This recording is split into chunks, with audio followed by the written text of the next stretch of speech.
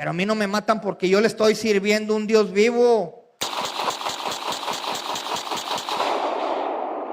Fue terrible lo que sucedió en el país de México, específicamente en Monterrey, donde alguien que en el pasado fue un sicario, no solamente un sicario, un jefe de sicarios, se convirtió a Cristo, dejó esa vida y empezó a testificar de aquella vida delictiva que él tenía.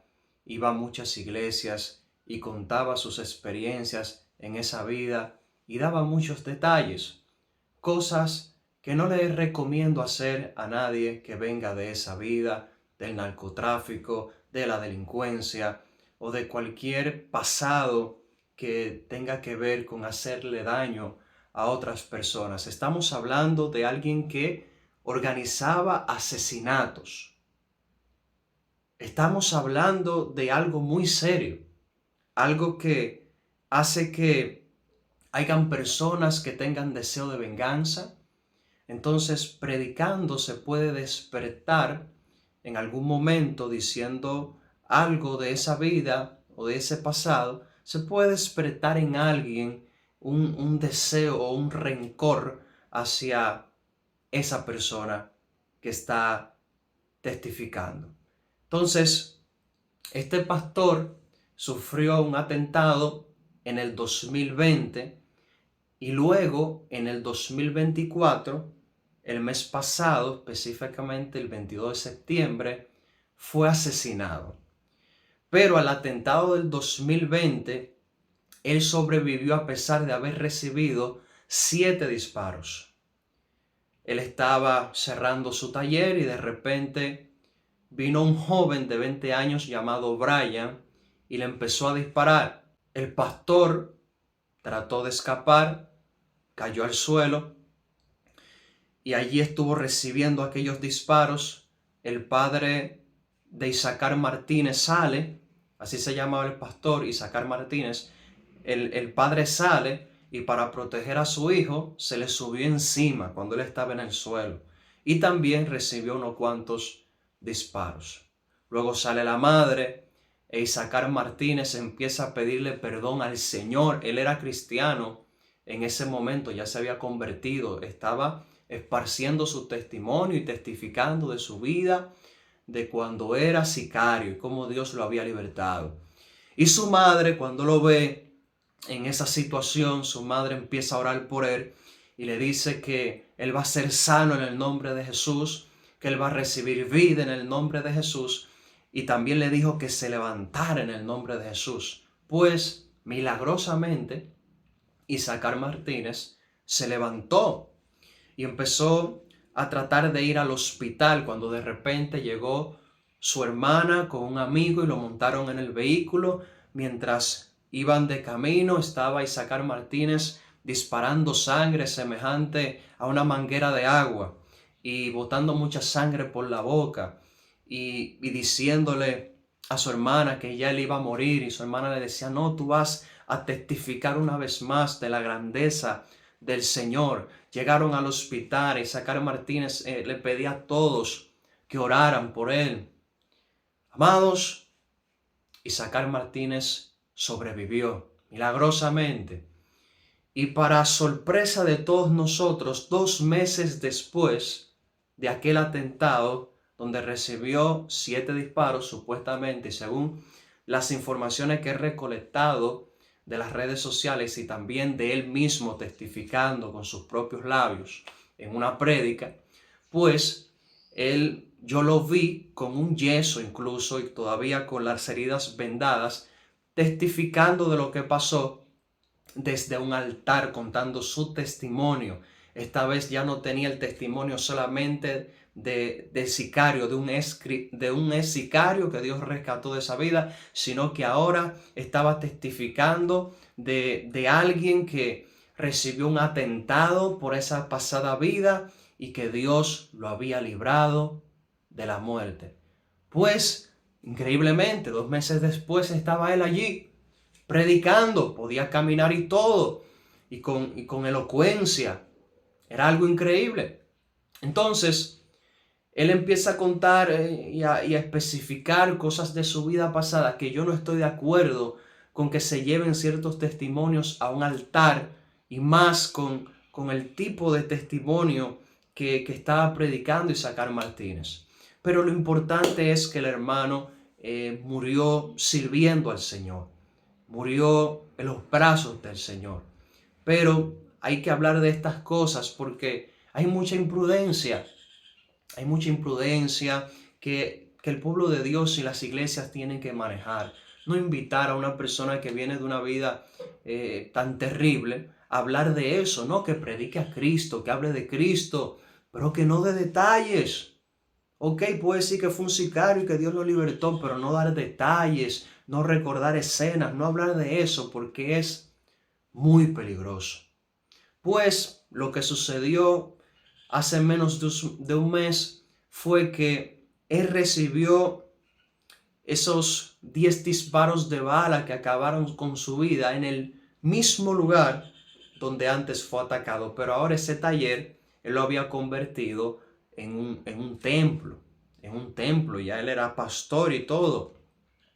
Y allí de repente llegó una persona y le emprendió a tiros, arrebatándole la vida, lamentablemente. La persona que le hizo el atentado la vez anterior se supone que debe de estar presa. O sea que no debiera de ser la misma persona, pero como sabemos cómo se está manejando la justicia en muchos países, no es de sorprendernos que quizás sea la misma persona, quién sabe.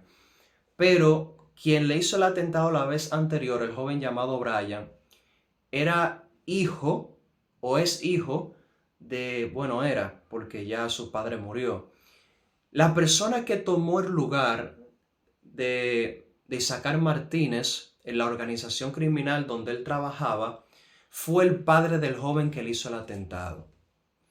A ese hombre lo mataron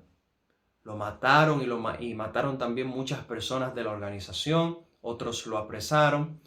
Entonces, Isaacar Martínez dijo públicamente que él entendía que ese joven le había cogido rencor porque su padre habían muerto todos, pero él había sobrevivido.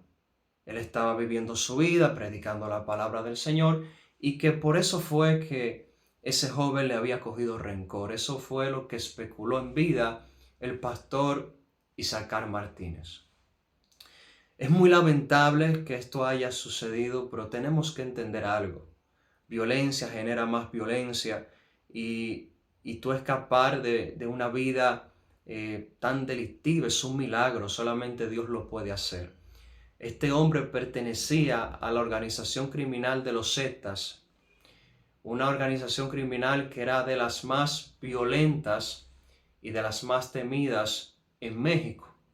Aunque todavía sigue, ya no tiene tanta influencia ni tanto poder debido al trabajo de las autoridades en el país, pero sin embargo todavía sigue de pie esa organización según estuve investigando. Entonces, este hombre sale de esa vida, logra emprender una vida nueva en Cristo Jesús, pero el pecado trae consecuencias, mis amados. Miren algo, aunque Dios no te castigue, lo que se conoce como pecado y es pecado, trae consecuencias por sí solo. Pero en ocasiones Dios, sumado a las consecuencias que el pecado tiene por su propia naturaleza, también Dios trae castigos, dependiendo la magnitud y dependiendo la misericordia del Señor. Por ejemplo, miren David. David sufrió las consecuencias de su pecado. Pero a David le tocaba muerte porque David había adulterado. David había adulterado y un adúltero en el tiempo de Moisés, en el tiempo de David, debía de ser apedreado. Pero a David Dios le perdonó la vida. Le perdonó la vida, pero sin embargo él tuvo que pagar muchas consecuencias por el pecado que hizo y también maldiciones, castigos que Dios declaró sobre él. Dios le dijo que la espada no se iba a apartar de su casa. O sea, David sufrió las consecuencias de su pecado. Había una maldición en la casa de David. Un hijo de David violó a una hija de David. También un hijo de David mató a otro hijo de David. Un hijo de David llamado Absalón quiso tomar el reinado de David y lo logró, aunque no por mucho tiempo, y David tuvo que salir corriendo del reinado. O sea, David vivió cosas terribles. Si tú te pones a analizar, la mentira trae consecuencia, el adulterio, la fornicación, el engaño, todo aquello que la Biblia menciona que es pecado, trae consecuencias. Trae consecuencias independientemente de si Dios dice, voy a hacer esto porque cometiste ese pecado. No, por sí solo el pecado en su naturaleza trae consecuencias garrafales para nuestras vidas, mis hermanos. Porque estamos hablando de maldad, y el diseño humano es para amar. Y la maldad, el odio, el maltrato y la violencia rompen con esa naturaleza de amor, esa naturaleza de Dios que tenemos nosotros.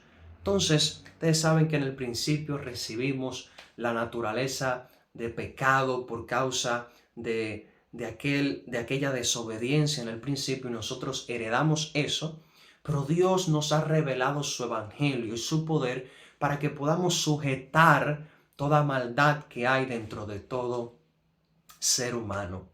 La violencia, mis amados, tenemos que erradicarla de nuestras vidas, porque la violencia siempre trae más violencia. Aunque Isaacar Martínez se convirtió al Señor, todavía lo está persiguiendo las consecuencias de los pecados tan terribles que él cometió en el pasado. Así como a David, Dios que le perdonó la vida, Dios le otorgó la salvación a Isaacar Martínez, pero él sufrió las consecuencias de su pecado, como también la sufrió David en su momento.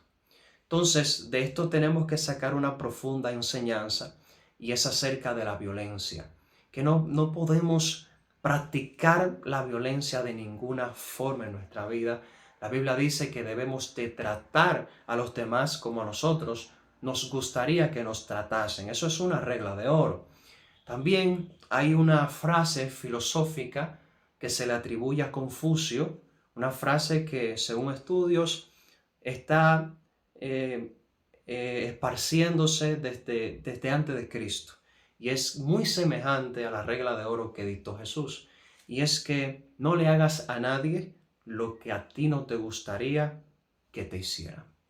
Entonces, hay actos que generan rencor en las personas, y hay personas que no perdonan y te tienen en la mente, y pueden pasar años y esas personas ahí guardando una espinita contigo.